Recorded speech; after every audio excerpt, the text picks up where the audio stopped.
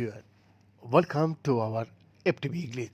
Viewers, which genes guide embryonic stem cells as they transform into brain cells? And what happens when the process breaks down? A new study published January 5 in Nature Neuroscience takes a major step towards answering those questions. The research was led by Professor Sagib Sipman from the Institute of Life Sciences at the Hebrew University of Jerusalem, working with Professor Binaj Yalcin from INACRM, France. They together and the team used large-scale CRISPR gene knockout experiments to pinpoint the genes that are essential for early brain development. The goal. The goal of the study was simply but ambitious to determine which genes are necessary for brain cells to develop correctly. To do this, the researchers used CRISPR gene editing tools to systematically shut down nearly 20,000 individual genes.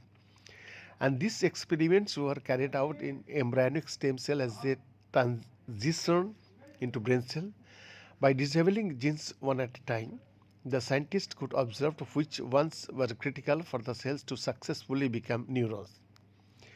This approach allowed the team to chart the major stages of neural differentiation and identify 331 genes that are required for neuron information. Viewers, many of these genes had never before been linked to early brain development, but the findings shed light on the genetic roots of neurodevelopmental conditions, including changes in brain size, autism, and developmental delay too. One of the most important discoveries in the study was the identification of a gene called PEDS1 as the cause of a previously unrecognized neurodevelopmental disorder. PEDSI is necessary for producing plasma genes, a specialized type of membrane phospholipid that is especially abundant in myelin. So the fatty layer that insulates nerve fibers. So the CRISPR screen showed that PEDS1 also plays a key role in forming nerve cell, and that losing this gene leads to a smaller brain.